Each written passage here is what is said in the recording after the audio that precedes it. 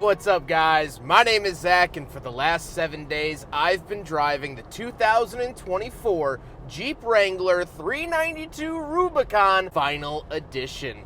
Up front is a 6.4-liter V8, and down below is an 8-speed automatic transmission. Now, I am super excited to be making this video because I've spent the last week loving this Wrangler. There are some downsides for sure, but this is going to be a rather lengthy video because I have plenty of thoughts to share with you today. But if you would like to submit your own vehicle, you can head on over to my website, zackcradle.com/submit. It's a quick and easy submission form. It takes under a minute to fill out, and I come out to you. But let's get back to that 6.4-liter V8. Well, that is what makes this Wrangler so special. It has the essentially Scat Pack engine from the Charger and Challenger under the hood, which in the modern era, Jeep has not done a V8 Wrangler except for this. You can only get it in the 4-door variant. There are no 2 doors from the factory, and it makes 470 horsepower and conveniently 470 pound-feet of torque, which makes it a lot easier for me to remember. This is the creme de la creme. This is the focus of this Wrangler. It doesn't make insane power, but it is very quick and it sounds absolutely phenomenal.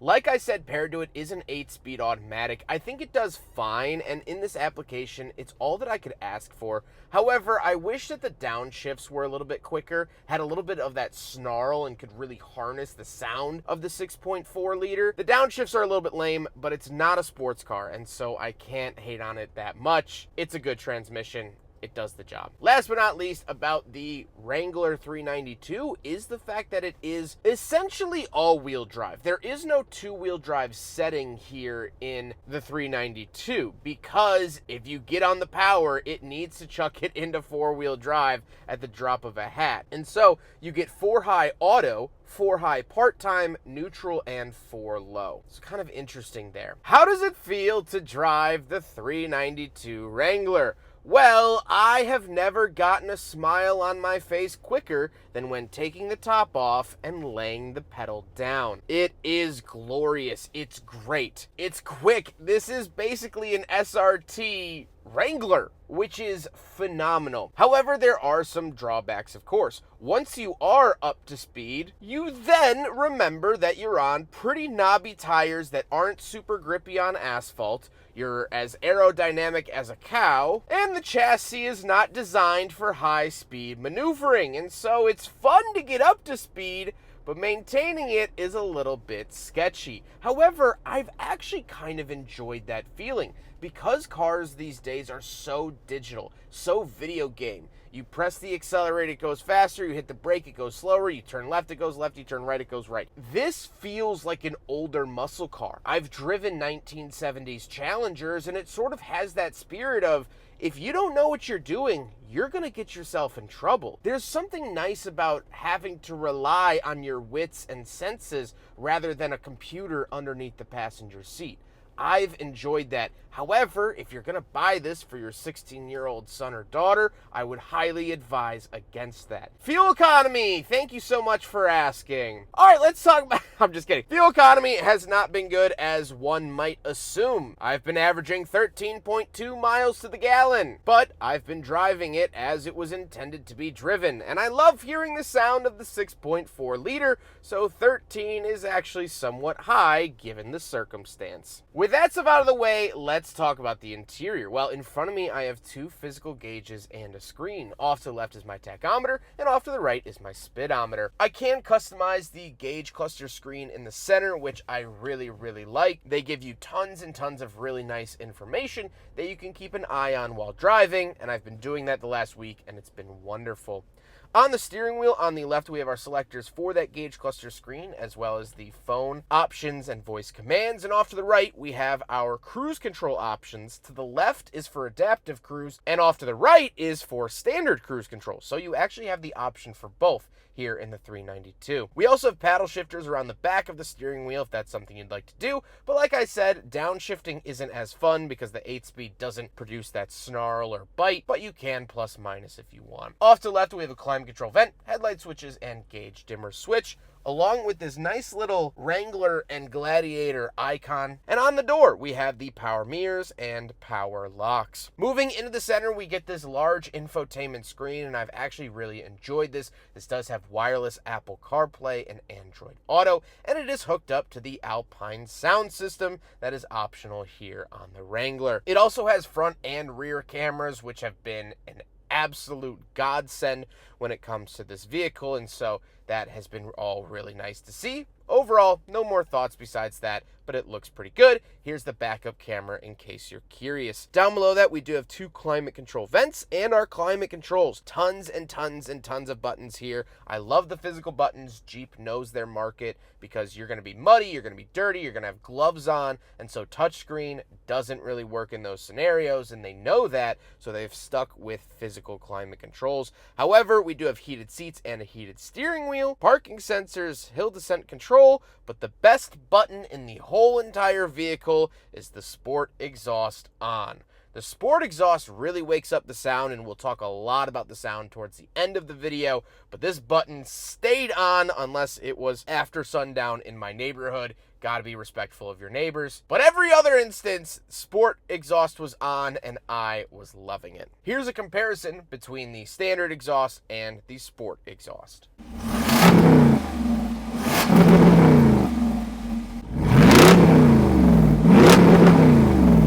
Down below that, we have our window switches, a 12-volt outlet, as well as our aux, USB-C, and USB-A, so tons of options there. And then down below that, we have our locking differentials, off-road plus, and sway bar disconnect buttons, and then 4 auxiliary switches for whatever you might hook up, like LED lights. However, this Jeep is pretty kitted out as it is, so I can't imagine wanting to add even more stuff to your 392 Wrangler. Then we have the shifter off to the right. It does get a special Rubicon 392 Final Edition shift knob.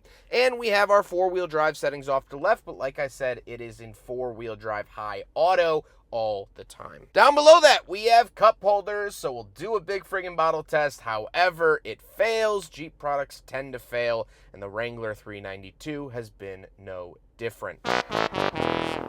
Then we get a dual opening center console, so you get a smaller storage bin at the top, larger bin down at the bottom, and we'll move on to the seats. The seats are comfortable and they are power. For one of the first times in the Wrangler's history, as of recently, I want to say 2023 is when they actually updated it, they have given the Wrangler the option of power seats. The reason it took several decades is because the seats have to be able to withstand water if you either spray out your interior, drive through deep water, things like that. So it is a waterproof system, but I get power seats that are also heated. Very, very cool to see. However, speaking of seats, we do have back seats, so let's go do a back seat review. All right, so we're in the back of the 392 Wrangler, and a couple of things to note. First of all, back seat space isn't super abundant, but it's decent and it does the job.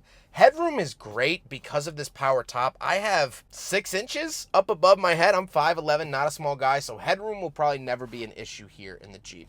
I do have 2 climate vents, my power window switches, 2 USB ports, and a wall outlet, which is fantastic. However, if you're into gadgets and gizmos, let's hop around the very back of the 392 Wrangler because we have some fun additions back there. All right, now normally I would stop the car, turn the car off for this back part, but we do have something fun. So in order to open the rear cargo space, fold this all the way out like that. It is pretty heavy because of that giant tire, but then we can pull this glass up, and that is how you get into the back of the 392 Wrangler. But something I want to talk about here, first of all, we have this JL Rubicon 392 Final Edition little badge. It gives you all the engine specs.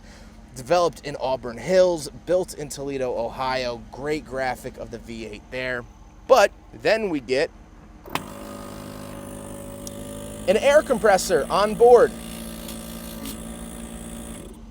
So you can actually air up your tires. This is an option. You can air up and down your tires off of your tailgate for when you're off-roading, you want to lower the PSI, raise the PSI, whatever it is. This is also an option here that I found to be very helpful, especially for remote control cars.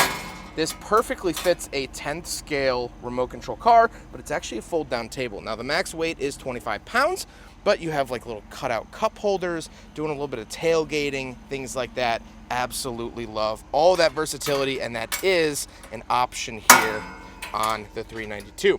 Once we are in the back here, we also have bags for these side windows, because these side windows, as you can see, you could actually pull them out and you can remove these sides. But we have a bag for that. We also get a Jeep toolkit. Now, I'm not going to go through everything in here. I think it's like a 70-piece kit, but that is very, very cool. And I think this will be rather collectible at some point. You'll find one of these in a junkyard, kind of like the Aztec cooler or like BMW toolkits. So very, very cool to see that. We do have a 12-volt outlet back here as well. We can pop this up. We get a tiny little bit of storage, but nothing really too crazy beyond that, because spare tires right here. Alpine sound system, of course, and that is the rear cargo space of the 392 Wrangler. Tons of fun gadgets back here. Close it up like that. There we go. Now we got to talk about the looks, and this is going to take a second. First, we'll do a walk around here, and I think that this Wrangler looks absolutely amazing. It looks burly, it looks tough, and it looks ready to go, because it is. And we'll talk about all the little details here in a second, but I think the way that this Wrangler sits is one of the proudest, one of the best visually looking Wranglers ever produced, and I will die on that hill. However, a bunch of exterior features to talk about. First, let's start off up at the front. You might notice that 8,000-pound Warn winch up at the front. This has been incredibly fun to play with. I've never actually used a real winch in a vehicle, and I didn't know what to do, so I just hooked him up to my trash cans and just kept winching my trash cans around my driveway to the point where my neighbor just stared at me for about 40 minutes. But it was fun nevertheless. That is an 8,000-pound winch. Very, very cool to see from Jeep, and that is a factory option here on the 392. Similarly, with the front bumper, you'll notice that these edges have some bolts in them. You can actually remove the ends of the bumper to provide more approach angle for off-roading, which is super, super helpful. Just a couple of screws, and it also allows for other accessories to go in their place, which is neat to see. We also have the one-touch sky roof, which has been, besides the exhaust, the best part of this Wrangler. Every other Wrangler, if you have a hard top, it has these big panels, and when you take them off, you have to store them. Or it has the soft top, which flaps around in the wind and doesn't look as good. This is a $4,000 option. However, personally, if you can get it on your Wrangler base model or 392, it is well worth it. It can be opened at nearly any speed. I was on the highway and opened it, and it opened up, which is something you can't do with a normal Wrangler top, and has absolutely transformed this car. At the push of a button, I can take the top off. At the push of a button, I can close it right back up. It makes life so much easier, and honestly, that alone makes it better than the Bronco Raptor, but we'll talk more about that towards the end of the video. Whew! Okay, quick little cell phone break before we get into the final thoughts. Text your mom back, text your girlfriend, boyfriend back, whoever you might be talking to at the moment. We're just going to take a little second.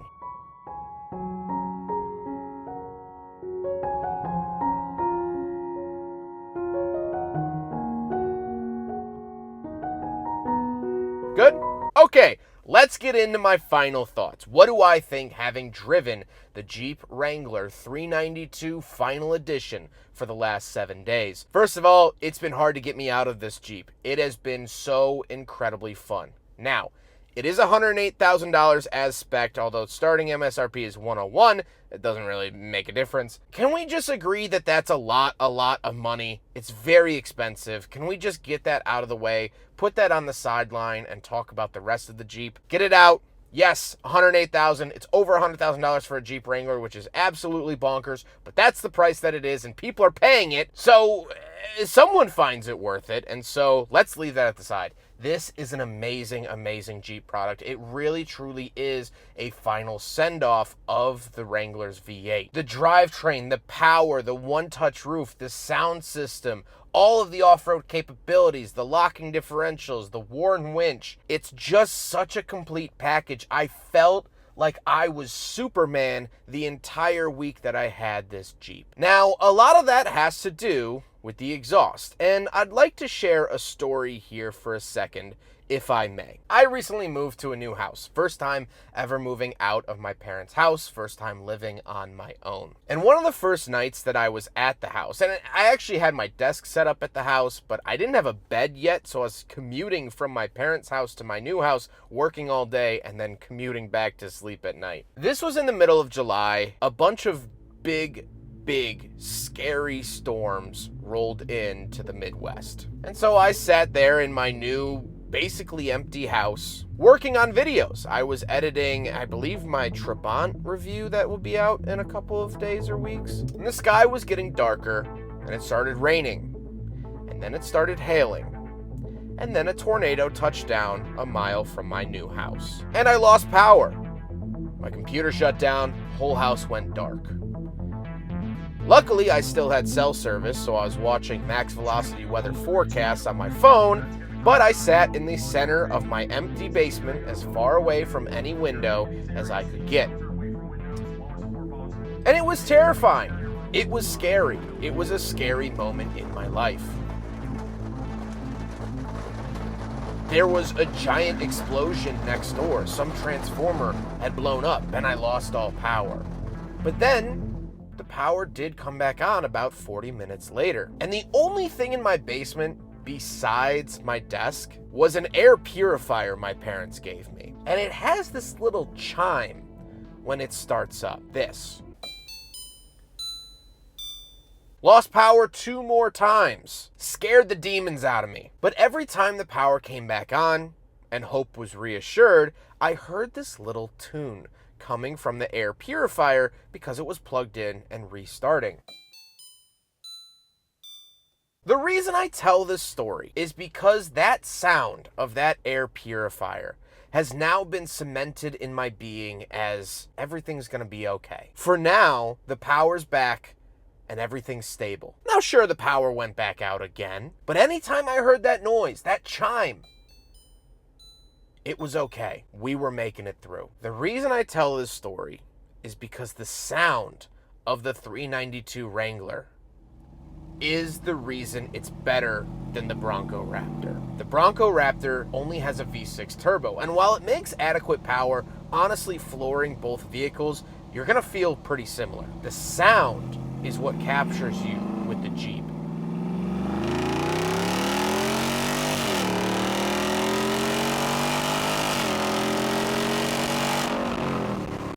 And it's a reminder of how important sound is in our daily lives. I don't think I would have cared for this Jeep nearly as much if it didn't have that fire-breathing exhaust out the back. And so, when I turn the sport exhaust on, and when I find a tunnel, and when I let this Jeep have it, I know that I'm gonna be okay.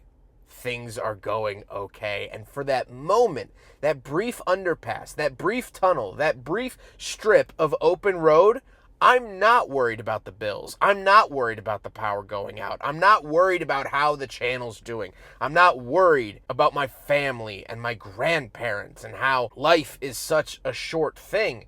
I'm just thinking about the sound. It's a mind eraser. It's a mind purifier. And that's what has drawn me to this vehicle so hardcore. Yes, it's fun. Yes, it has off-road capabilities, but that sound is unlike anything else, and it will bring a smile to me on my darkest days. And so, the only thing left to do is to do what this vehicle was made for, and send off the 6.4-liter V8. As the naming suggests, the 392 Final Edition marks the end of the 392 or 6.4-liter V8 being put into these Wranglers. It's not the end of the Wrangler. I don't know if the Wrangler will ever end, but for the V8, it's over. Stellantis isn't making any more of them, and so this is the final send-off, and this is one of the last ones ever made.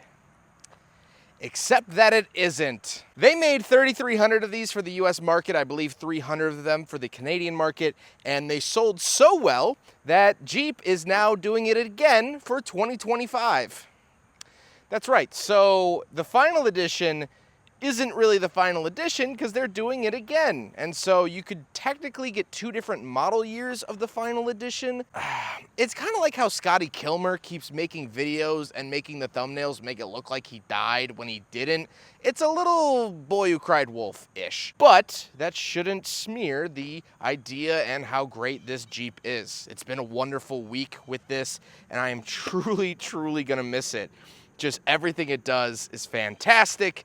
It just might not be the collector's item that collectors originally thought when they purchased this. People thought that they were buying one of only 3,300, and now Stellantis hasn't said how many they're going to make for 2025, so they might dilute it a little bit. But they also did that with the Dodge Demon and the Demon 170. They said they'd never do a Demon again, and then they did. And they took the Charger and Challenger away, but now it's back as an electric car and an inline 6. Buy it if you like it. Don't buy it if you don't. Here it is. I hope you guys enjoyed this very long-winded video, but I think this deserves it. It really, really has been wonderful. Thank you, everyone who made this possible. Thank you, Stellantis and Kelly, for making this possible. Thank you, G. Schmidt, for cleaning and delivering the vehicle. And, of course, the Midwestern Automotive Media Association. But now, the only thing left for me to do is to drive the wheels off it for the next hour or so before they come pick it up. And I plan on doing just that. Take care, guys.